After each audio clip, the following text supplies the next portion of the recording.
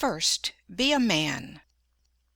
The great need at this hour is manly men. We want no goody-goody piety, we have too much of it. We want men who will do right, though the heavens fall, who believe in God, and who will confess Him. Rev. W.J. Dawson. All the world cries, "Where is the man who will save us? We want a man." Don't look so far for this man, you have him at hand. This man, it is you, it is I, it is each one of us. How to constitute oneself a man?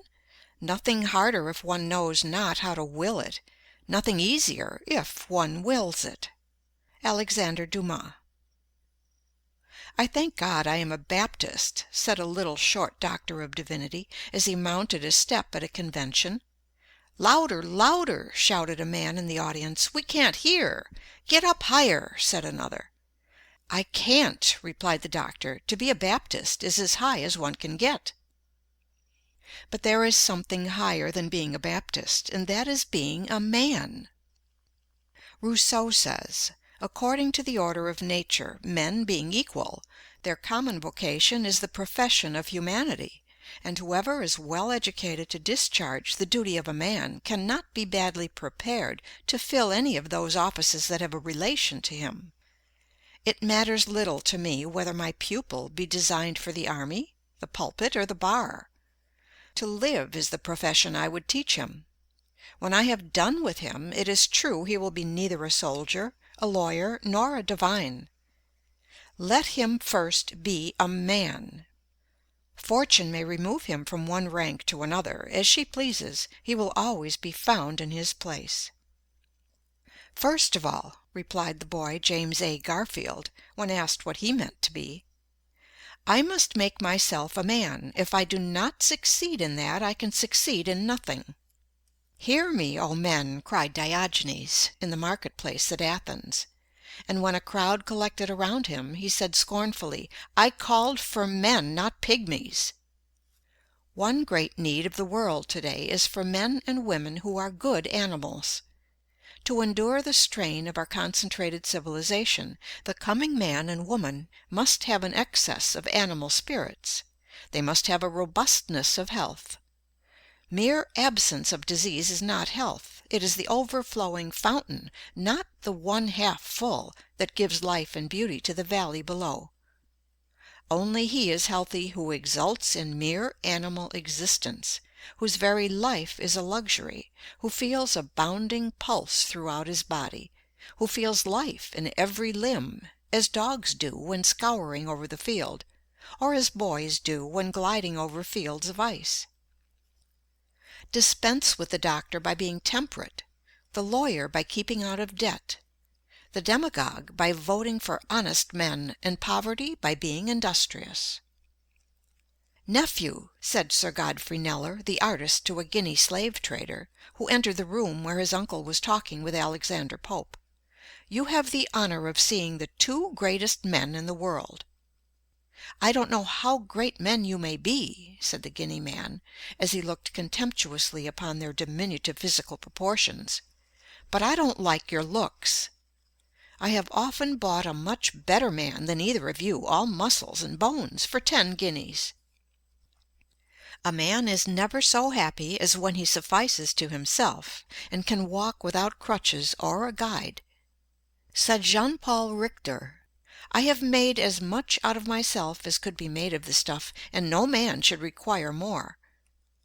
"The body of an athlete and the soul of a sage," wrote Voltaire to Helvetius. "These are what we require to be happy."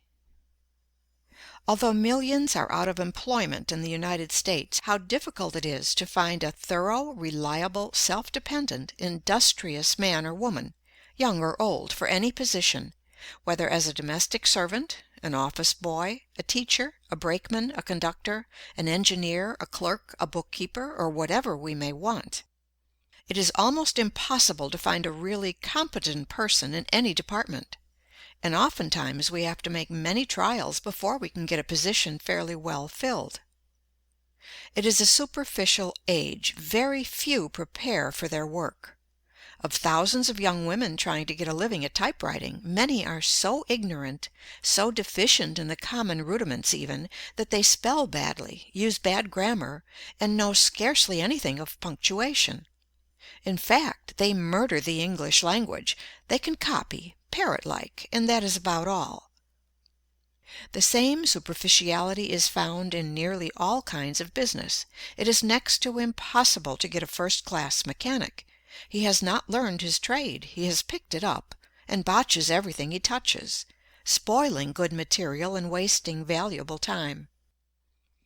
In the professions, it is true, we find greater skill and faithfulness, but usually they have been developed at the expense of mental and moral breadth. The merely professional man is narrow. Worse than that, he is in a sense an artificial man, a creature of technicalities and specialties, removed alike from the broad truth of nature and from the healthy influence of human converse. In society, the most accomplished man of mere professional skill is often a nullity. He has sunk his personality in his dexterity. "The aim of every man," said Humboldt, "should be to secure the highest and most harmonious development of his powers to a complete and consistent whole." Some men impress us as immense possibilities. They seem to have a sweep of intellect that is grand, a penetrative power that is phenomenal. They seem to know everything, to have read everything, to have seen everything. Nothing seems to escape the keenness of their vision, but somehow they are forever disappointing our expectations. They raise great hopes only to dash them. They are men of great promise, but they never pay. There is some indefinable want in their make-up. What the world needs is a clergyman who is broader than his pulpit, who does not look upon humanity with a white neckcloth ideal, and who would give the lie to the saying that the human race is divided into three classes: men, women, and ministers. Wanted, a clergyman who does not look upon his congregation from the standpoint of old theological books and dusty cobweb creeds, but who sees the merchant as in his store, the clerk as making sales, the lawyer pleading before the jury, the physician standing over the sick bed. In other words, who looks upon the great, throbbing, stirring, pulsing, competing, scheming, ambitious, impulsive, tempted mass of humanity as one of their number, who can live with them, see with their eyes, hear with their ears, and experience their sensations.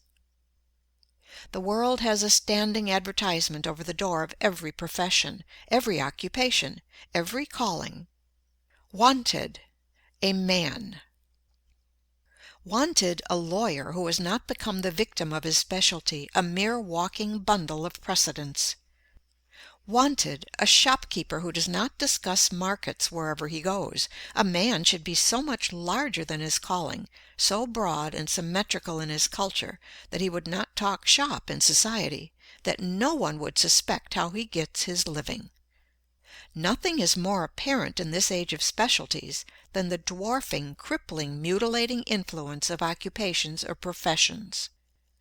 Specialties facilitate commerce and promote efficiency in the professions, but are often narrowing to individuals.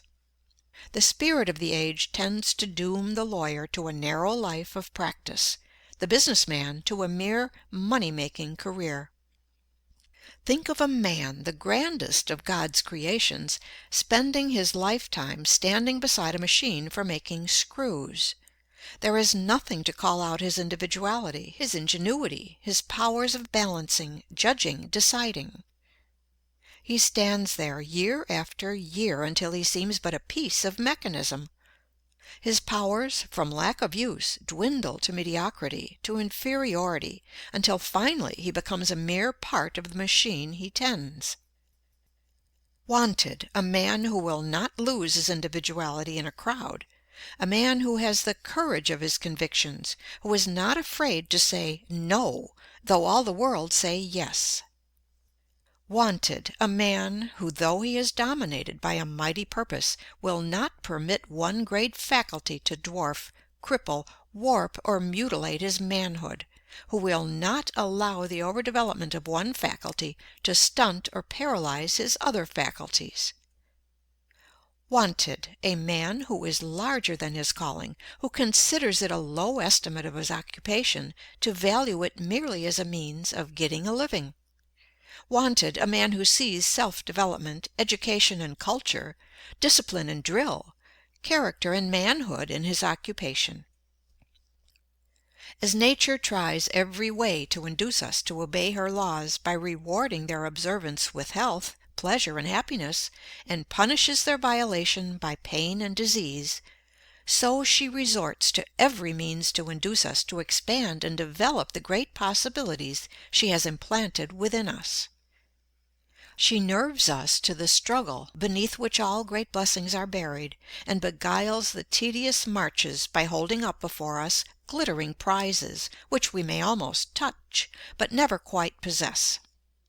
She covers up her ends of discipline by trial, of character building through suffering, by throwing a splendor and glamour over the future, lest the hard dry facts of the present dishearten us and she fail in her great purpose.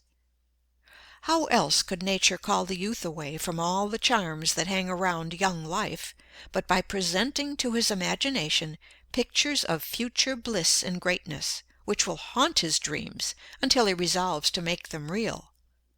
As a mother teaches her babe to walk by holding up a toy at a distance, not that the child may reach the toy, but that it may develop its muscles and strength, compared with which the toys are mere baubles. So nature goes before us through life, tempting us with higher and higher toys, but ever with one object in view, the development of the man. In every great painting of the masters there is one idea or figure which stands out boldly beyond everything else. Every other idea or figure on the canvas is subordinate to this idea or figure, and finds its real significance not in itself, but, pointing to the central idea, finds its true expression there. So in the vast universe of God every object of creation is but a guide board with an index finger pointing to the central figure of the created universe, man. Nature writes this thought upon every leaf. She thunders it in every creation. It exhales from every flower. It twinkles in every star. Open thy bosom, set thy wishes wide, and let in manhood, let in happiness. Admit the boundless theater of thought from nothing up to God, which makes a man. Young.